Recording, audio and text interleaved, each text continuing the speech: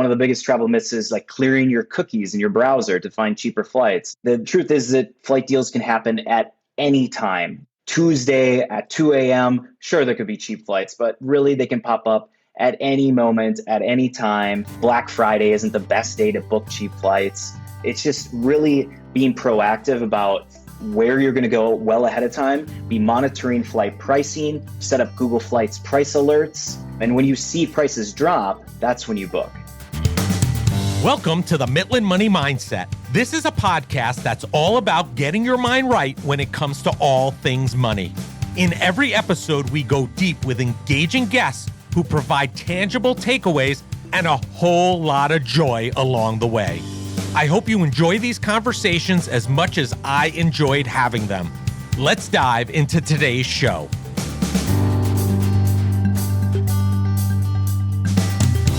I'm Larry Sprung, your host for the Mitlin Money Mindset and founder and wealth advisor of Mitlin Financial. Today's guest is Jared Kamrowski, the CEO and founder of Thrifty Traveler. Jared is not like your average travel entrepreneur. After graduating from college with a mountain of debt, he and his wife wanted to travel, but had to do it on the cheap. Over the years, he and his wife devised a simple strategy to travel to amazing places without emptying their bank account. And that's what Thrifty Traveler is all about. As a certified public accountant by trade, Jared's prior job required him to travel over 100 nights a year, which quickly acquainted him with many airline and hotel rewards programs. That led him to create Thrifty Traveler in 2015 as a way to pass on all his tips and tricks. Just 2 years later, he made Thrifty Traveler his full-time job, and it's only grown since then. Jared's goal is to show you how to find the cheapest flights and minimize travel costs using points and miles. And above all, show you that travel does not have to be expensive. Thrifty Traveler has quickly become the leading source for flight deals, cheap travel tips, and maximizing travel rewards. Listen in for some great takeaways on how you can travel more without breaking the bank. Traveling is something my family and I enjoy greatly, and I hope yours does too. Well, hello everybody, Larry Sprung, and I'm back with another Mitlin Money Mindset, and I have the pleasure of being with Jared Kamrowski, the CEO and founder of Thrifty Traveler. And I got to say, who doesn't like to travel? I mean, come on. So welcome to the show, Jared. Thanks for having me, Larry. Excited to talk cheap travel. Absolutely. Absolutely. I need to know because we've been definitely traveling a lot recently. I have one son who's living in Minnesota now and one in Pennsylvania, in Philly. So we've been hopping around quite a bit, a lot of flights on the docket. But before we jump into that, I want our listeners to understand who you are, what you're about. Can you tell us about your path to founding Thrifty Traveler? I mean, how did you get here and why did you start it? Yeah, so, I came out of college with a mountain of student debt and my wife wanted to travel and I had to figure out a way to do it. As a CPA working in banking, I kind of had the financial knowledge and then I was traveling over 100 nights a year. So I kind of had this foundation to figure out points and miles programs, how to fly on the cheap, how to stay in hotels, get points and miles, etc. And then I kind of cracked it with collecting points and miles from credit card travel rewards. And then friends and family were like, how are you doing this? So I started thriftytraveler.com back in 2015. And we talk a little bit about points and miles and credit card travel rewards, but we're more about flight deals than probably anything else. And we're based out of Minneapolis, Minnesota. So I imagine your son's not too far from here. No, he's in Faribault, 45 minutes south of you, right? Us. Yeah. Awesome. So we have 10 employees that are based out of Minneapolis and just kind of something I never expected. But here we are. It's pretty exciting to help people travel the world for less. You and many of our guests, accidental entrepreneurs. I guess you didn't want to just travel on the CPA firm's dime and just enjoy that for the rest of your career, I guess. Not always the destinations that I would have chosen. Yeah. So I think in this environment and overall, we see a lot of people who are in corporate America, corporate jobs, et cetera, and they're transitioning to do other things, whether it be through a side hustle or actually becoming or satisfying their entrepreneurial spirit. So this is the Mitlin Money Mindset. So what do you think, or for you, what was the mindset needed to transition from corporate job, corporate America, corporate role to being an entrepreneur? Yeah. I remember just sitting at the office, and I actually liked my job in banking. Similar to your background, it's very exciting, but the thing that excited me more was travel. So every time that I'd plan a trip with my wife and do it on the cheap, that was like the most exciting part. And I'd be sitting at the office and I'd be dreaming about planning another trip. And I was like, wait a second, why don't I figure out a way to turn this into a business, this passion? So then that's essentially, I didn't know how to do really anything, like start a website, create an actual company, never done that before. But I just had to kind of figure it out on my own. And I think it was just kind of I had to teach myself everything. And if I didn't know how to do something, I had to find an expert to help me out. And I think it was just that drive to do something new and exciting, really, that kind of pulled me out of the corporate world, because I didn't hate my job. I just loved doing what I'm doing now that much more. Yeah, I think you hit on a good point, which we've talked about on the show before. I don't know if you're a follower or a fan of Dan Sullivan, strategic coach, but he released a book recently about who, not how, which is when you're an entrepreneur, we get all wrapped up in how do I do things? How do I create a website? How do I do this? How do I do that? And really, if you could figure out who could do that for you, you could really amplify and speed up that process quite significantly. Yes, that's probably one of the mistakes that I made, is I tried to do everything myself, saying that I should save money to do it or that I should figure it out on my own. And if I would have learned sooner to find those experts and bring them in and do it for me and save me the time, effort, stress, etc., made my life a lot easier. There you go. So obviously it sounds like travel and then the thrill of being able to do it cheaply is really what got you interested in the world of points and miles, really. So how do you go about teaching other people? Where do you think the love came from? Was it really just the travel piece, or was it the saving money piece that really excited you about in this endeavor? Yeah, well, when it first started, it was the idea, it was like twofold. Obviously, the cheap travel was amazing, seeing places, broadening my perspective on the world. But then the other part was the game of getting these credit card points and miles, opening up. Like in the last 10 years, I've opened up over 100 credit cards, and I'm not recommending anyone out there do that. But like just the game of figuring out how to get, these credit cards, these sign-up bonuses, and all the nuances to it was exciting for me. And I will say, it did help having a financial background to be able to manage safely those things, because as you're well aware, Larry, credit card debt is a huge problem in the United States. And that's the pitfall. Right. And the thing that you need to avoid. Yeah. It's like anything else. If you use them in moderation, you use things in the right way, and you do it in an educated fashion, then that's okay. If you're utilizing for the points, the perks and things like that, and you're still managing it, that's great. But if you're using it as a tool to go out there and buy things that you don't need, you wouldn't ordinarily buy, and then pay mid-teens percentage interest on it, makes no sense. And with your CPA background financially, I think you would say that's crazy as well. Yeah, some of them can be like 25%. It's horrible. So, what we always recommend, obviously I'm talking 100 credit cards, which is absurd, but people are thinking about getting into this, just getting one travel rewards credit card, try it out, get the sign-up bonus, help pay down maybe a future trip. And that's kind of where this all starts. And It's a safe way to do it, just like you said, in moderation. Yeah, so we're a big fan, and my family's used the American Express Platinum card. We get a lot of benefits from it, and I talk about them frequently, from everything from utilizing the Centurion Lounge to booking on our partner airline, where they give us 35% of our miles back or our points back when we use points. So we're a big fan, and it's a matter of people always say, well, is that the right one for me? And it really depends. I think it depends on what you're going to use it for and what your end goal is. Is it hotels or is it airfare? I know you're predominantly in airfare, but you want to find the right card that's going to fit for you, right? Absolutely. So listen, we're all about cheap travel tips, right? Everybody loves traveling if we could do it more cheaply. So let's talk about that. What is your number one cheap travel tip?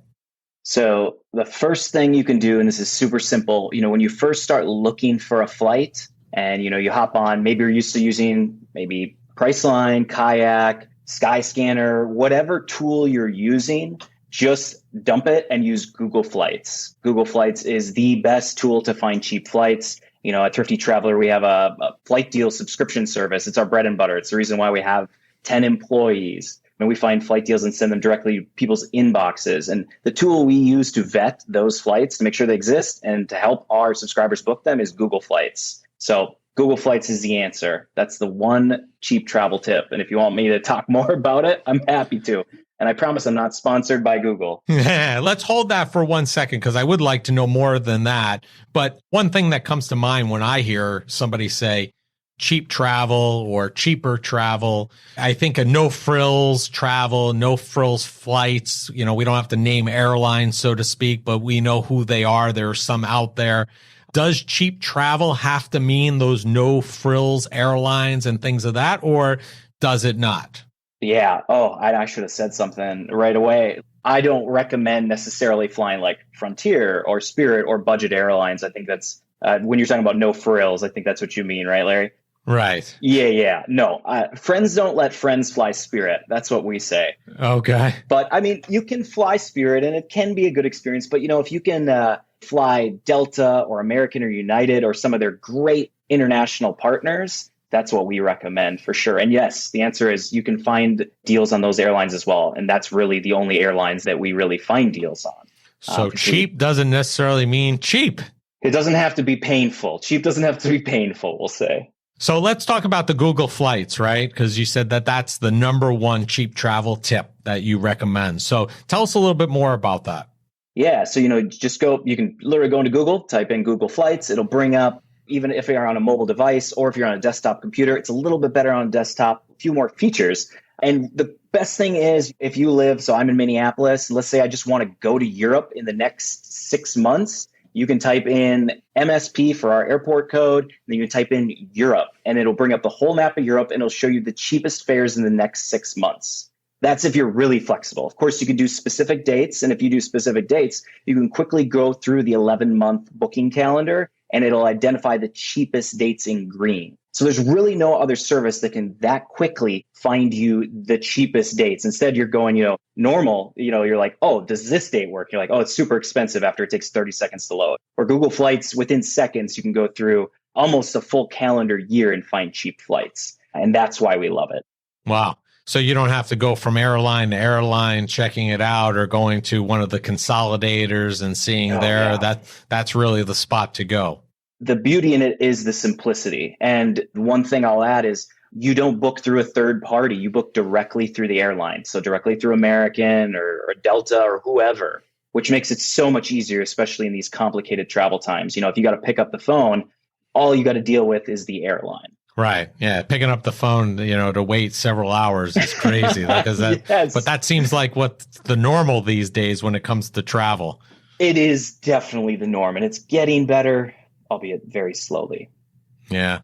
So one of the things I remember hearing, and I don't know how long ago this is, or it even still people talking about this, but I've heard from time to time that there's a better day of the week, whether it's Tuesday or Wednesday or something of that nature, to go look and book flights because there are better deals out there on those specific days. Is there any truth to that? No, and that's a great question. And that's one of the travel myths. One of the biggest travel myths is like clearing your cookies in your browser to find cheaper flights. And that doesn't help you find cheaper flights. And the truth is that flight deals can happen at any time. Tuesday at 2 a.m., sure, there could be cheap flights, but really they can pop up at any moment, at any time. Black Friday isn't the best day to book cheap flights. It's just really being proactive about where you're going to go well ahead of time, be monitoring flight pricing, set up Google Flights price alerts. And when you see prices drop, that's when you book. So there's really no rhyme or reason when that all happens. You just have to proactively be checking it on a regular basis to see if the flights have changed or dropped in cost. Yeah, you really want to avoid booking within 30 days of departure. So, let's say that you need to fly in 2 weeks. Be prepared to more than likely pay a lot more than you expected. But if you're booking 6 months in advance, that's a great opportunity to monitor flight prices for, a few weeks, see what prices do, check dates, maybe depart a day early or a day late, or, the cheapest days to actually fly, the days to have your butt in that seat, is Tuesday, Wednesdays, and Saturdays. But the cheapest day to, when you book it, there really is so many variables. But yeah, flexibility is going to be kind of a overarching theme that we'll touch on time and time again. If you can be flexible, if you can have an open mind of where you actually want to go and just be looking for cheap flights, that's also going to help you save. So you almost have to have the flight to anywhere mentality. I'm going to go wherever I can get on the best bang for my buck kind of thing. And that puts you in a really good spot, I guess. Domestically here in the US, I understand where people have a very specific thought in mind, but especially having an open mind, like if you're going to Europe, maybe say, next summer you want to go somewhere in Europe and you have an open mind, you're like, I'll go to Rome, London, or Barcelona, whatever the cheapest. That's really the flexibility that we're talking about. Yeah, and you have to know what you're doing to some degree also, I think, because a couple of years ago, we went to South Africa and our ultimate destination was Cape Town. And a buddy of mine who I went to college with lives in Johannesburg, and he comes over to the States quite often. And I said to him, what's the best way for me to get over there? He goes, well, listen, if you book direct to Cape Town, he goes, it's going to be significantly more money. You're better off booking from New York direct to Johannesburg and then taking it's like a 1-hour flight from Johannesburg to Cape Town.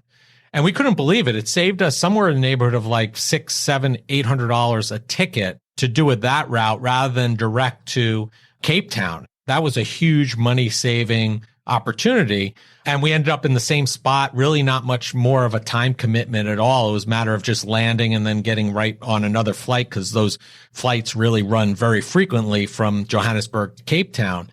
Does Google Flights help you locate those types of opportunities to save that kind of money on not going direct versus that extra leg in those cases? Yeah. For the most part, yeah. Like you're talking about nonstops can for sure be more expensive. If you were trying to hop on that Newark to Cape Town flight, one of the longest flights in the world, that one can be exorbitantly expensive. Some of those ultra long haul flights like you just described. And having a connection, yeah, absolutely can save you quite a bit. Wow. And yeah, Google Flights will definitely be factoring that in. You'll see the nonstop flight pop up. It'll probably be farther down in the search results because it's so expensive. Nice. And then you mentioned Tuesdays, Wednesdays, and Saturdays. If you could be more flexible, is that because there's less business travel than during those days and there are less people on the plane, or is there some other reason behind that? It's really simple economics of supply and demand. Like you said, yeah, there's more demand for business travel. I say business travel historically, right? COVID. Right. I mean, it's coming back for sure, but it's still, a shadow of what it used to be. But yes, it is. It's all about, business travels on those Sunday, Mondays, and Fridays, as you're well aware, and many listeners out there as well. Right.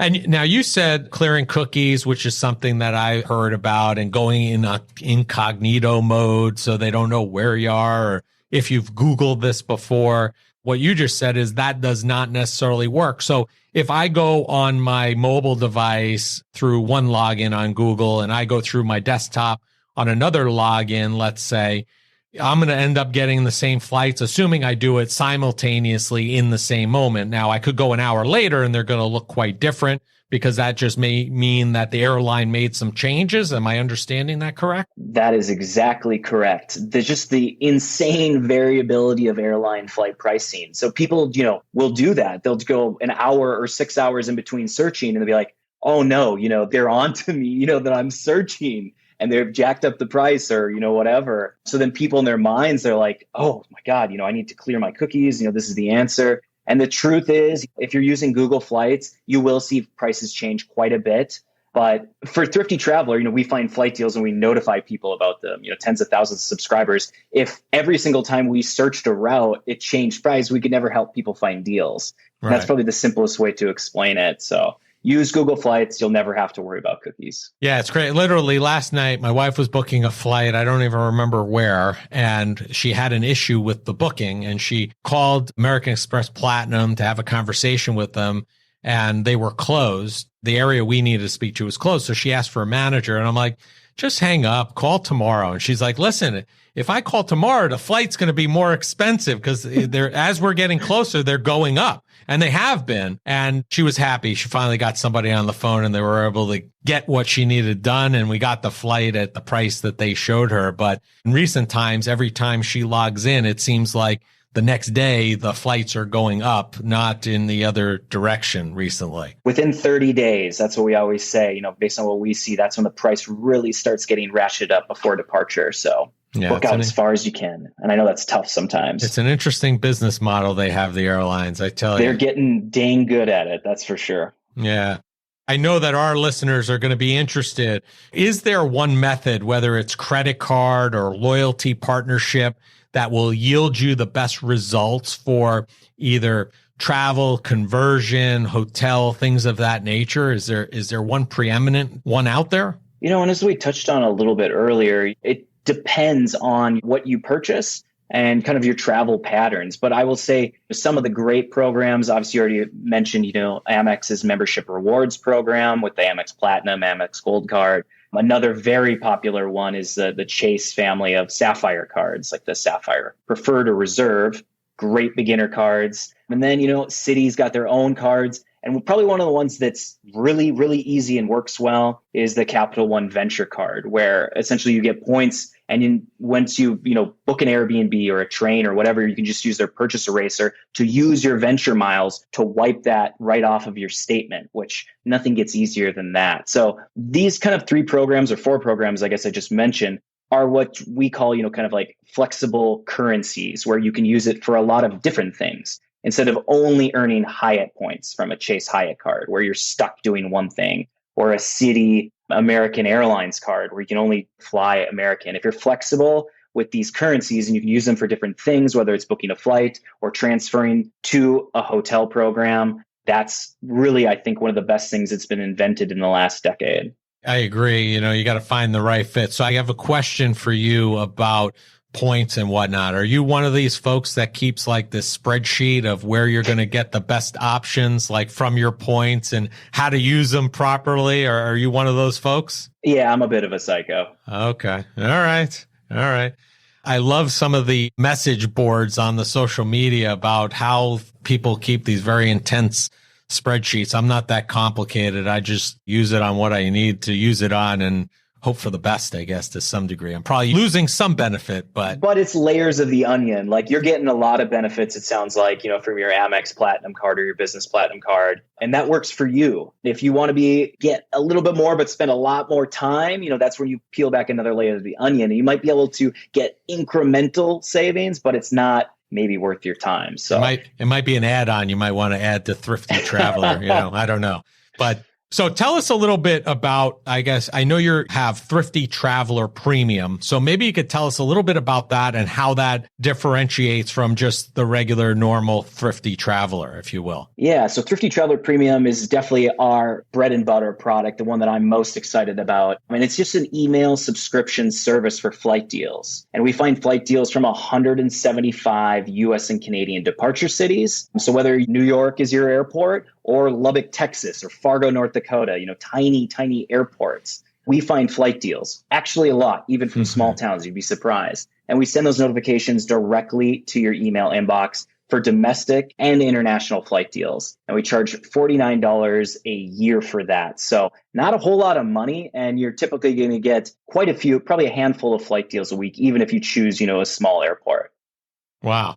So, and it's just specifically geared towards the airline and the airline alone. Yeah. It's just going to really depend on what the airlines are putting on sale. Like these are sales that the airlines don't advertise. So it might be St. Thomas yesterday, and it might be Barcelona today, and it might be South Africa in 2 weeks. We really have no idea what's going to pop up. We have a bunch of automated and some manual tools to find these flight deals. And then once we do, we send out alerts directly to our customers' inboxes. And it's really as simple as that.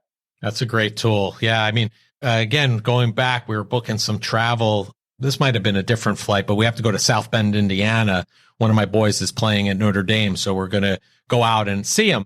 And we considered flying into Chicago and then driving, or flying directly into South Bend. And the interesting thing was the car rental from Chicago versus the car rental in South Bend was $400 more over the stay.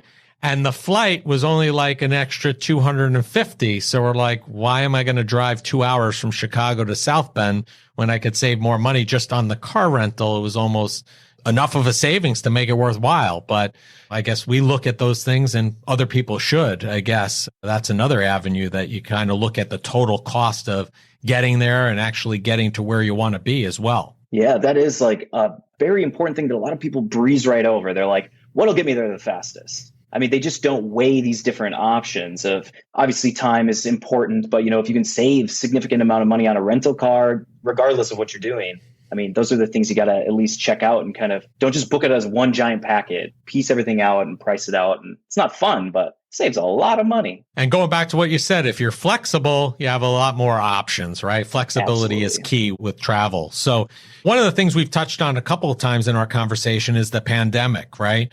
And obviously travel flights, virtually came to a standstill.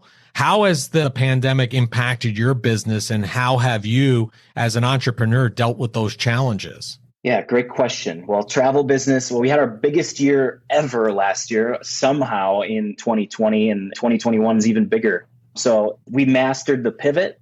As soon as we saw in March that things were closing down, we really stepped up for our current customers that had bookings, explaining what the travel requirements were, how to get vouchers easily from different airlines, and just being there for them. And I think that was huge. Another thing that we did is we added, through our Thrifty Traveler premium service, domestic flight deals. Before we were just international only. Okay. Summer of 2020, we added domestic, and people absolutely love that. So not only now have we kind of expanded our service offerings, but people are happier with it. So, that was really a win-win as well. And then I'll tell you what, we threw stuff just against the wall and just saw what stuck. We did a lot of things that absolutely didn't work, but we did a lot of things that worked really, really well. We did promotions during travel came back booming in March of 2021, once seniors and boomers started getting vaccines in their arms. And until about August 1st, before the Delta variant reared its ugly head, things boomed. And we did a bunch of promotions that we kind of,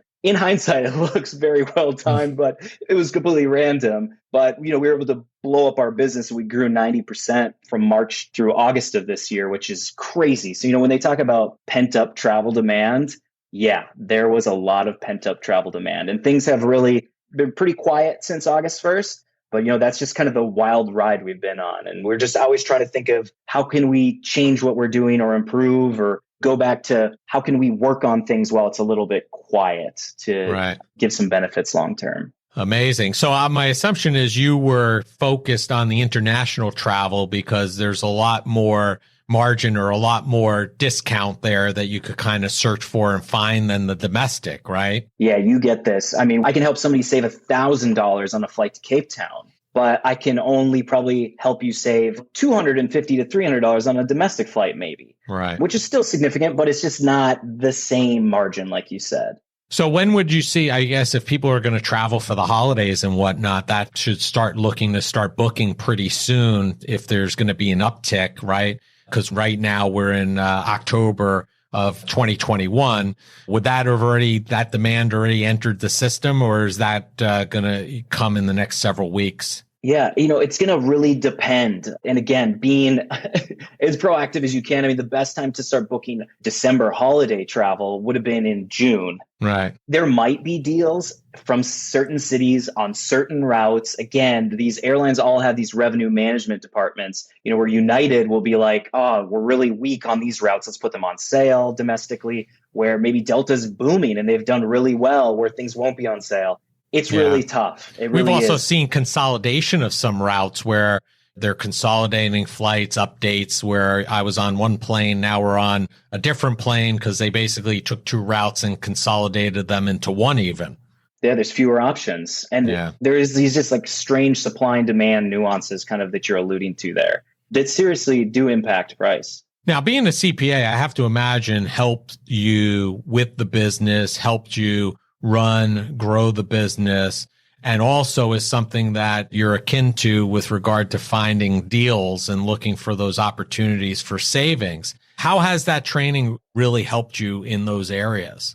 Yeah. So, I had the confidence to know how to start a business. I worked in banking. I used to review loans, like personal loans, business loans from $10,000 to, $100 million. I knew what kind of was required to start a business, but there's so many other things, from creating a website, managing people that I for sure did not have experience in. But it gave me the confidence financially to understand what was needed and required to start a business, how to, read financials, how to speak to a banker, etc. Important skills that I think gave me, again, the confidence to want to start a business. Does that help you each and every day? Like you feel if you didn't have that CPA background that you would struggle that much more greatly than you are as an accidental kind of entrepreneur? Or is it something you feel you would have been able to handle regardless of the CPA license designation? If finance wasn't my strength, I'd probably be stronger in other areas. And maybe I'd have a CFO that I brought on to kind of fill that void. So I'm always going to have some problem. I know a lot of entrepreneurs, most of them are pretty crazy, but we all have our weaknesses. But I will tell you, cash flow, finance, if you don't understand that, that is such a core, important part of the business. I'm glad that that is my strength and some of the other weak parts that aren't as fundamental, I would say, to the business. So it sounds like it's been a huge help to you and what you've been able to do up until this point. So tell us, Jared, what is the next big thing for you and the Thrifty Traveler team? For Thrifty Traveler, I'll be honest with you, for the last 18 months, we've just been refining our processes, making sure that our product is absolutely the best that it can possibly be. And so we're just waiting for travel to come back, Delta variant to die down and kind of travel to explode again. And, we do expect to see that in 2022. And we're just ready for it, getting our marketing right. Yeah, that's kind of where we are. We're just like the sprinter that's in the blocks and we're ready to go. Do you have any additional products or services that you kind of have in mind about adding to the offering? Yeah, so we are really hyper niche right now with our service. We actually did have a service before called Thrifty Traveler University. It was all about teaching people how to do X, Y, and Z related to cheap travel. And it actually didn't work very well. This was one of the lessons we learned in the last couple of years is, we thought we had a service that people would like, and it was a failure essentially. And it was a lesson learned. So we learned to focus on what we do best and make that as good as possible. So, long-winded explanation, but yeah, we're focusing on what works right now. Well, it sounds like you failed forward, which it's not a failure. It's an opportunity to learn, and you moved on from it and probably are much better for it as a person and as a company because of it. It's those people who don't learn from it and continue to bang their head against the wall that it becomes really troublesome, right? Yep, you got to learn from those mistakes. Try to keep it positive. They're expensive, painful financial decisions. But yeah, like you said, failing forward, that's the best way to look at it. Amazing. Amazing. So listen, Jared, it's been a pleasure having you on. We end every show by asking each one of our guests the same question, which is, what did you do today that brought you joy and put you in the right mindset for success? This is the Mitlin Money Mindset, so we have to ask. Yeah. So I go to the gym at 5 a.m. I have a garage gym that I built during COVID. That has helped me set myself up for success. That jumpstarts my entire day, and it's the best way to do my job the best that I can. So did you get into the Peloton craze or no? No, I lift heavy things and I put them down. I don't hop on a bike just yet. All right. See, I do the opposite. I don't lift many things, but I'm on the Peloton riding tens of miles a day for sure. It's whatever works, right? But it's doing some kind of aerobic activity that I think really, really helps keep me, at least my mind right. And 5 a.m., that's got to be quite the wake-up call, too. It's quiet at 5 a.m., so that's why I like it. A couple hours to yourself, relax, work out, and you get a great jump on the day. I get it for sure. So, well, thank you for sharing. And now, Jared, if people want to find you or find Thrifty Traveler, we'll have all of your information in the show notes. But what's the best way for them to find you, connect to you, and get some great travel and airline deals? Yeah, just go to thriftytraveler.com. You'll probably have a pop-up to sign up for a free email newsletter. That's going to be your best bet for getting, all of the information on how to travel on the cheap. Also, when you go to thriftytraveler.com, there, right in the menu bar, there's a beginner's guide that's kind of help you just slowly bite off little pieces of everything that is cheap travel. And that's the best place to start. Great. I'm going to take a look. I'm going to get some cheap travel because Delta variant or not, I'm going to travel. I got to get out and about because I enjoy it too much. But, I like that mindset. 100%. So it's been a pleasure having you on the show, and we look forward to continuing the conversation and seeing what Thrifty Traveler has in its future, and make it a great day. Thanks for having me, Larry. I want to thank Jared Kamrowski for being a guest on the Mitlin Money Mindset. Jared took his career as a CPA and the vast business travel he needed to do in that field to create an entrepreneurial enterprise. The knowledge he gained as a CPA is now something everyone can benefit from. Jared's love for travel has led and created a career that lets him help others enjoy their love of travel. Travel is something that many enjoy, and Thrifty Traveler can assist them to do that in a less expensive way. A win-win. Jared and Thrifty Traveler can be found across all social media platforms, and all the contact information needed to find him and the company can be found in the show notes. Thank you for joining us this week on the Mitlin Money Mindset. Make sure you visit our website at mitlinmoneymindset.com and smash the subscribe button so you don't miss a show. We encourage you to help others find our valuable content, and please don't keep us a secret. You can also schedule an Is There a Fit call right from our website or by using the link that you'll find in the description section of your podcast player or app. And be sure to join us for our next episode to learn more about getting your mind right when it comes to all things money.